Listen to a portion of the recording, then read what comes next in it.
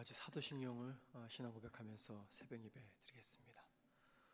전능하사 천지를 만드신 하나님 아버지를 내가 믿사오며 그 외아들 우리 주 예수 그리스도를 믿사오니 이는 성령으로 잉태하사 동정녀 마리아에게 나시고 본디오 빌라도에게 고난을 받으사 십자가에 못 박혀 죽으시고 장사한지 사흘 만에 죽은 자 가운데서 다시 살아나시며 하늘에 오르사 전능하신 하나님 우편에 앉아 계시다가 저리로서 산 자와 죽은 자를 심판으로 오시리라.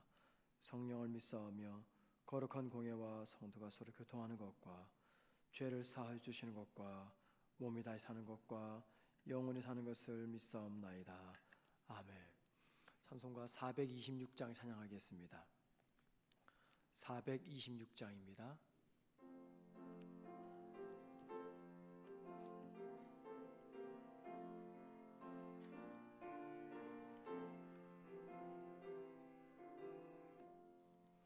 이제 이를 완전케 하시옵고 내 맘속에 영원히 거하소서. 죄 가운데 빠졌던 몸과 마음을 흰 눈보다 더이게 하옵소서. 눈보다 더욱 희어지게 곧이 서서 정결케 하옵소서. 저 보좌에 앉으신 주 예수여 이 몸 주께 드리니 받으소서. 내 마음과 지식도 드리오니 흰 눈보다 더이게 하옵소서. 눈보다 더욱 희어지게 곧이 서서 정결케 하옵소서. 그 상하신 발 아래 엎드려서 날 깨끗게 하시기 원합니다. 날 정결케 하는 피 믿사오니 흰 눈보다 더이게 하옵소서. 눈보다 더욱 희어지게 곧이 서서 정결케 하옵소서. 아멘.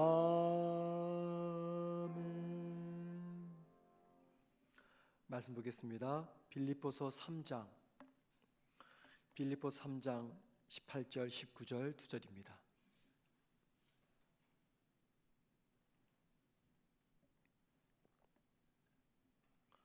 빌립보서 3장 18절 19절 2절만 제가 혼자 읽겠습니다.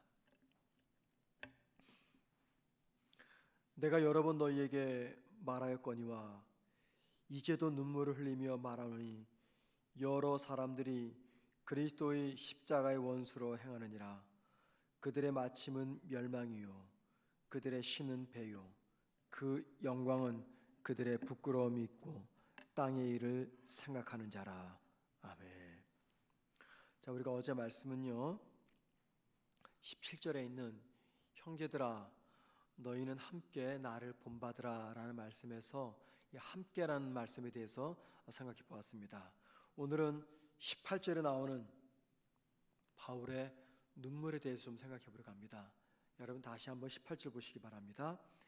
내가 여러 번 너희에게 말하였거니와 이제도 눈물을 흘리며 말하노니 라고 말합니다. 빌립보서의 주제 중에 하나가 기쁨입니다. 기쁨 혹은 기뻐하라 라는 표현이 16번 이상이 나옵니다. 빌립보서는 모두 4장으로 되어 있기 때문에 한 장당 4번 이상이 기쁨이라는 표현을 담고 있습니다. 바울은 감옥에 갇혀 있는데도 자기는 기뻐한다라고 말합니다. 또 빌립보 교회 성도들에게도 기뻐하라고 권면합니다. 그래서 바울이 쓴 편지 중에서 기쁨이라는 주제가 가장 많이 나오는 성경이 빌립보서입니다. 그런데 바울은 18절에서 기쁨과 정반대되는 감정인 눈물을 흘린다라고 이야기합니다. 여기 바울이 기쁨을 흘리며라고 하잖아요. 그 말의 원래 뜻은 단지 눈에서 눈물을 흘리는 것이 아니라 이 내적 고통, 마음이 너무 괴로워가지고 마음이 찢어질 때 아픈 겁니다. 그러는 가운데 터져 나오는 눈물입니다. 즉 내적 고통과 함께 흘러나오는 눈물, 이게 바로 눈물을 흘리다 그 뜻입니다. 바울이 왜 이토록 안타깝게 내적인 고통과 함께 눈물 흘리고 있는 것입니까? 18절 뒤에 그 이유가 나옵니다. 이렇게 말합니다. 여러 사람들이 그리스도의 십자가의 원수로 행하느니라.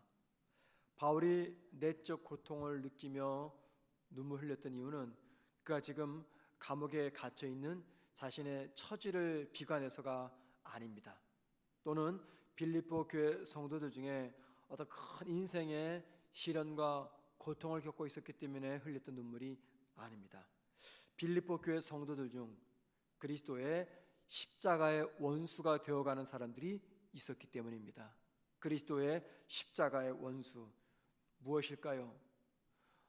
바울은 빌립보 교회 성도들에게 율법을 지킴으로 의롭게 되는 것이 아니라 십자가를 믿을 때 비로소 의롭게 된다라고 가르쳤습니다.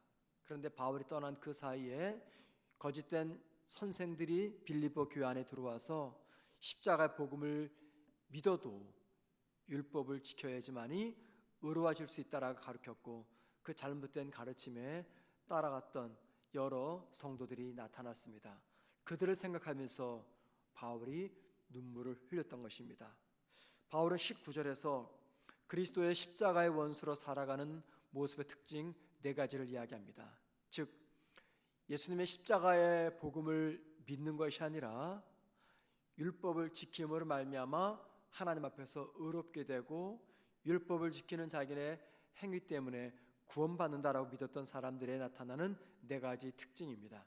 그 첫 번째가 그들의 삶의 마지막은 멸망이라고 이야기합니다. 여러분 19절 말씀 보십시오. 그들의 마침은 멸망이요. 여기 그들이 누굽니까? 그리스도의 십자가의 원수입니다. 그들의 삶의 마지막은 멸망이다 라고 말합니다. 왜 십자가의 원수로 살아가는 사람들의 마지막이 멸망일까요? 그 이유는 그들이 아무리 인간의 행위와 노력으로 하나님 앞에서 의롭게 살려고 노력해도 그들은 십자가와 연결되어 있지 않기 때문입니다. 십자가와 연결되지 않았다, 그 말은 주님과 연결되어 있지 않기 때문입니다. 그래서 바울의 이 말은요, 중요한 것을 알려줍니다. 이 땅에서 살아가는 인생들 중에서 이 땅에서 아무리 선하고 의롭고 정직하고 또 많은 재물을 가지고 선행을 베풀어도 그 삶이 참 아름답고 고귀하고 많은 사람들에게 참 좋은 모습은 주지만 그들의 마지막은 그럼에도 불구하고 멸망이라는 것입니다. 그 어떤 인생도 주님과 연결되어 있지 않으면, 십자가와 연결되어 있지 않으면 그의 인생은 멸망뿐이다 라는 것입니다. 두 번째, 그리스도 십자가의 원수들의 특징은요, 배입니다. 배를 신 또는 자기들의 하나님이라고 삼고 살아갑니다. 여기 19절 말씀 보세요. 그들의 신은 배요. 그들의 신, 그들의 하나님은 자기들의 위, 배라고 이야기합니다. 배를 자기들의 신으로 삼았다 할 때 2가지 의미가 있습니다. 당시 로마 사람들은요, 이 대단한 식탐이 있었습니다. 그럴 수밖에 없었는 게 잘 살다 보니까는 먹을 게 풍성했어요. 로마가 전 유럽을 다 정복을 합니다. 정복을 하면 그 정복한 그 나라에 많은 곡식들이, 특별히 그 풍성한 이집트의 곡물들이 로마로 직수입이 됩니다. 그러면요, 로마 사람들은 전리품이죠. 그걸 가지고 마음껏 즐겼습니다. 그러니까는 이 정치인들이나 군인들에게는요, 먹을 것이 넘쳤습니다. 또 시민들도 넘쳤습니다. 로마 황제 시저가 자신의 권력을 강화하기 위해서 정복한 나라의 많은 전리품들을 로마 시민들에게 무상으로 다 나눠줬어요. 그러다 보니 풍성했습니다. 그들은 더 먹고 싶은 욕심 때문에 식사를 배불리 먹은 다음에 다 토해냅니다. 그리고 또 먹습니다.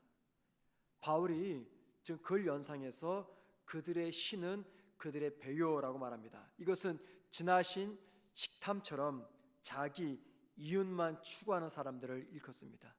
그리스도 십자가의 원수들, 율법을 지킴으로 의롭게 된다고 믿었던 사람들은요, 자신의 이익만, 자신의 이득만 추구했던 사람이다라고 말합니다.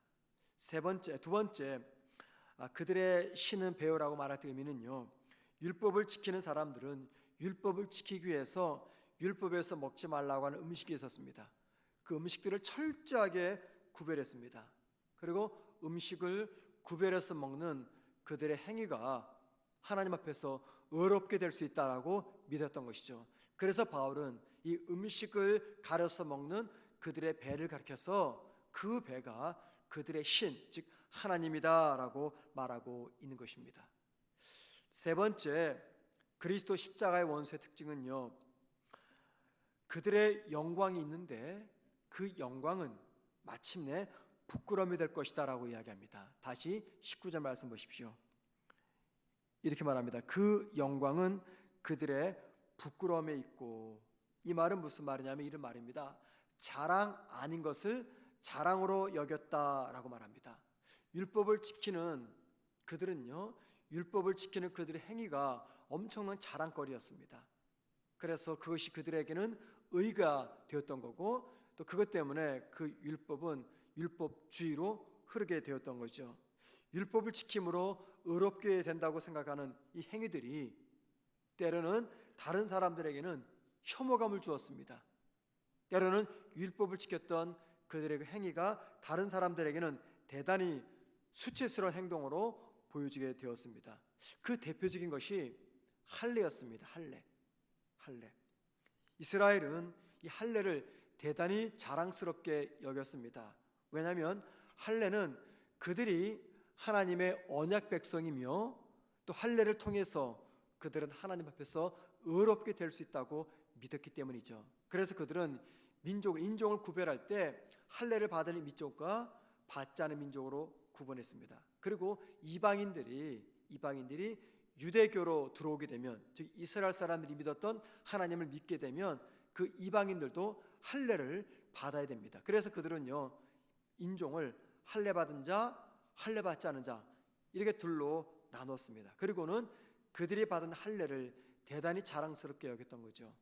그런데 그들의 그 할례를 대단히 불쾌하고 수치스럽고 부끄러운 것으로 여기는 사람들이 있었습니다.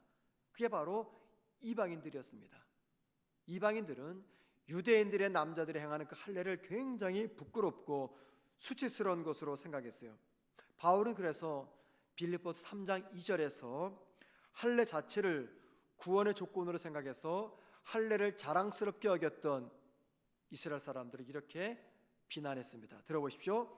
개들을 삼가고 행악하는 자들을 삼가고 몸을 상해하는 일을 삼가라.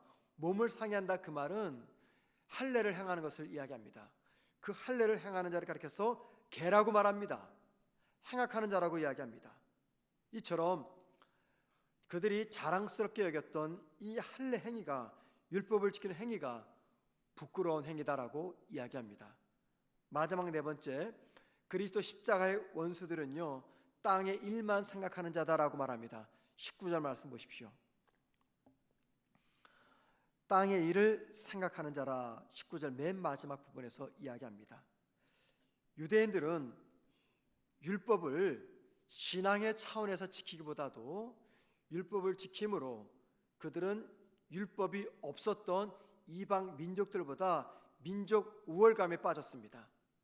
이방인들에게 너희들은 율법이 없지, 우리는 하나님이 주신 율법이 있다라고, 이 율법이 신앙의 행위가 아니라 이방인과 그들을 구분짓는 민족 우월주의 기준으로 삼았습니다. 바울은 19절 끝에서 그것을 가리켜서 땅의 일을 생각한다라고 이야기합니다. 신앙이 아닌 민족 우월주의를 품었던 율법에 대한 그들의 생각, 바로 그것은 땅의 일을 생각하는 것이다 라고 말합니다. 바울은 이처럼 19절에서 그리스도 십자가의 원수들의 특징 4가지를 설명해 놓았습니다. 당시 빌립보 교회 안에 이런 가르침을 전하는 거짓 선생들과 거짓 선생들을 따랐던 성도들이 몇 명이나 되었는지 정확히 할 수는 없습니다. 그렇지만 바울은 십자가 원수의 길을 따라가는 그 성도들을 위해서 심한 고통과 함께 눈물을 흘렸다라고 이야기합니다. 여러분, 오늘 말씀에서 우리가 꼭 생각하며 기억해야 될 말씀이 있습니다. 그것은 십자가 원수들을 위한 바울의 눈물입니다. 눈물. 우리의 모습에도 이 4가지 19절의 모습이 나타날 수가 있습니다. 우리의 모습이 아니더라도 함께 신앙생활하는 성도들의 모습 중에서 참 저게 신앙인의 모습이 아닌데 라고 생각되는 잘못된 모습을 지켜볼 때도 있습니다. 우리 세론들이 그렇고 우리 가족들이 그렇고 우리 성도들이 신앙과는 정반대의 길을 걸어갈 수가 있습니다. 저렇게 살고도 예수 믿는 사람이라고 말하는가? 그렇게 생각되는 나쁜 모습들이 나에게서 또는 다른 분들에게서 발견될 수도 있습니다. 중요한 것은요, 나는 그들을 위해서 이 내적 갈등과 함께 바울처럼 눈물을 흘리고 있는가라는 겁니다. 자신과 가족을 위해서는 눈물은 얼마든지 흘릴 수가 있습니다.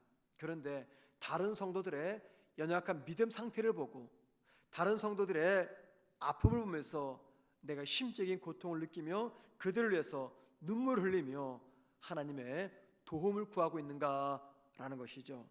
자, 여러분의 한 주간 기도 시간 중에서 나와 가족이 아닌 다른 성도를 위해서 흘리는 눈물이 얼마큼 됩니까?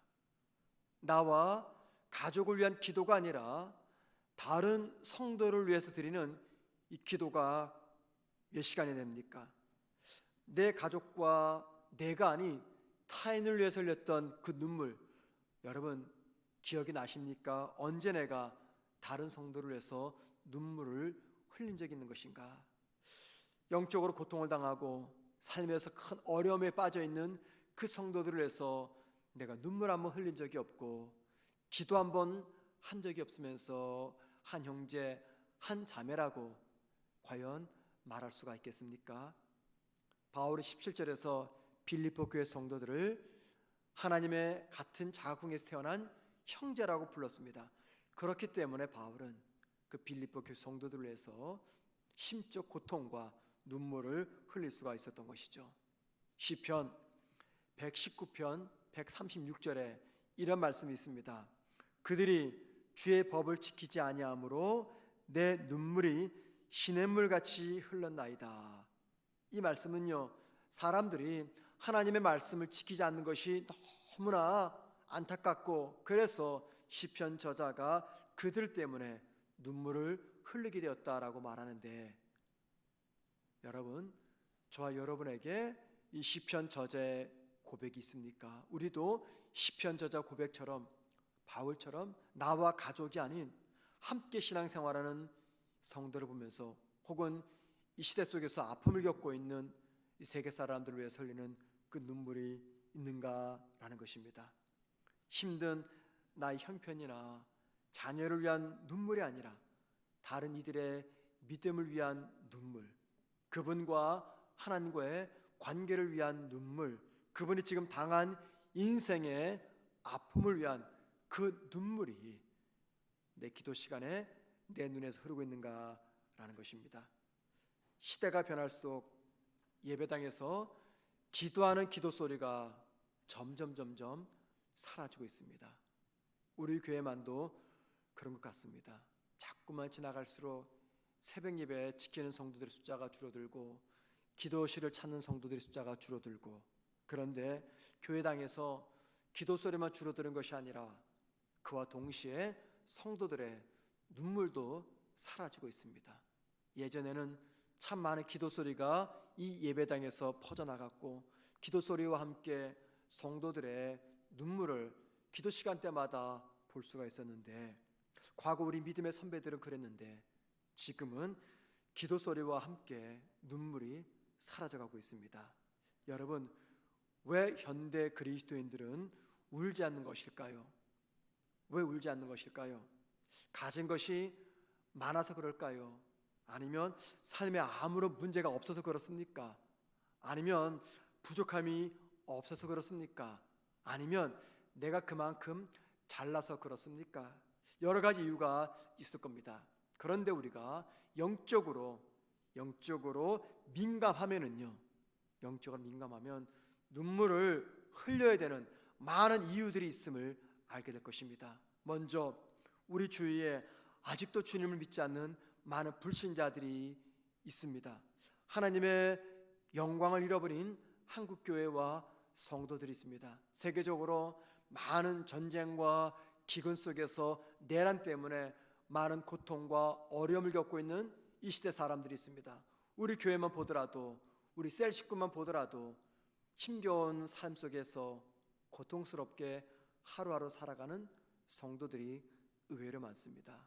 그런 성도들, 이웃들, 이 나라, 이 민족, 전 세계 사람들, 외롭게 살아가는 분들, 질병으로 고생하는 분들, 마음이 많이 힘들어서 우울증으로 고생하는 분들, 우리의 눈물의 기도가 필요한 분들이 많다는 것이죠. 적어도 나는 아무런 문제가 없다 할지라도 내 눈을 들어보면은 내 형제요 자매라고 말하는 우리 성도들 중에서 우리의 눈물의 기도가 필요한 성도들이 참으로 많습니다. 저와 여러분이 그들을 위해서 울어줄 수 있다면 그때 비로소 그들은 저와 여러분의 형제가 되는 것입니다. 우리 모두가 이 시대와 우리 교회와 많은 고난 속에 있는 사람들을 품고 울며 기도하는 그러한 심정으로 이 시간 기도하기를 주님의 이름으로 부탁을 드립니다. 기도하겠습니다. 하나님 아버지,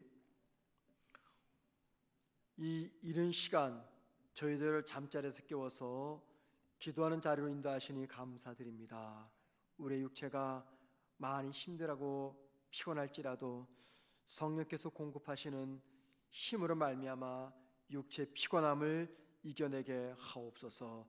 이 기도 시간 오늘 말씀을 기억하면서 나만을 위한 기도, 우리 가족만을 위한 기도가 아니라 이 시간 누군가를 위해서 기도할 수 있는 우리가 되게 하시며, 나만을 위한 눈물이 아니라 우리 자녀들, 가족만을 위한 눈물이 아니라 고난 속에 있는 우리 성도들, 아픔과 질병과 신앙의 위기 속에 있는 우리 성도들을 위해서 흘리는 눈물이 되게 하시며, 한국교회와 이 사회와 전 세계 사람들의 아픔을 품고 눈물에 기도하는 시간 되게 하옵소서. 오늘도 우리 주님과 함께 동행하는 복된 삶을 살아가는 우리 모든 성문교회 성도들 되게 하옵시며, 코로나의 아픔과 경제적인 위기 속에서, 육체 질병 속에서 우리 모든 성도들을 강건하게 붙잡아 주옵소서. 예수님의 이름으로 기도드립니다.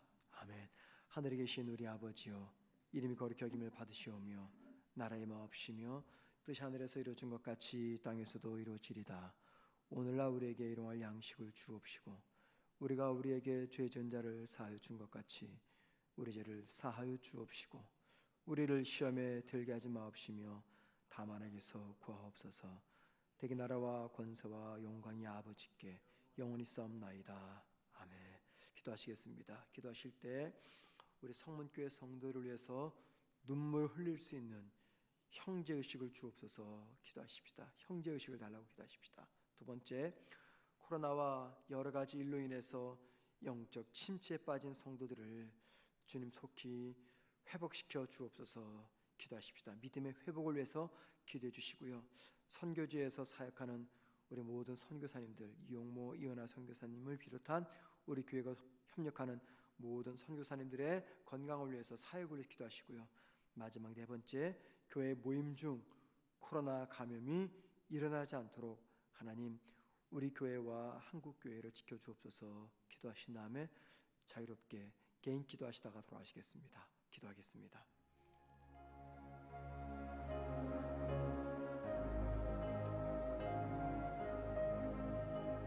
하나님 아버지, 우리 성문교회에 속한 모든 성도들이 나만을 위한, 가족만을 위한 기도와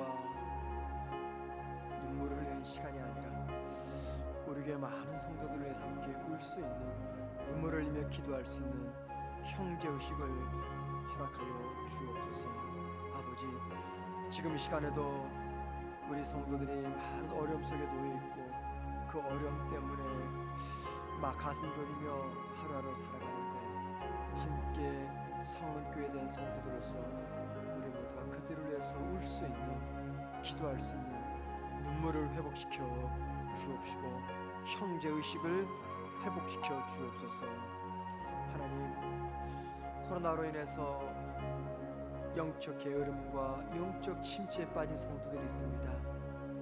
코로나 전에는 안 그랬는데 코로나라고 하는 이 문제 때문에 우리가 영적으로 많이 연약해졌습니다. 하나님, 우리 모든 성도들의 무너지고 있는 신앙을 회복시켜 주시며 영적 침체에 빠진 믿음을 회복시켜 주시옵소서. 하나님, 주님께서 은혜를 베풀어 주심으로 선교지에서 사역하는 모든 선교사님들을 주님께서 강건하게 붙들어 주옵소서. 특별히 우리 교회가 파송한 이용모 이은하 선교사님과 또 함께 동역하는 연경남 조정영 선교사님을 기억하시소.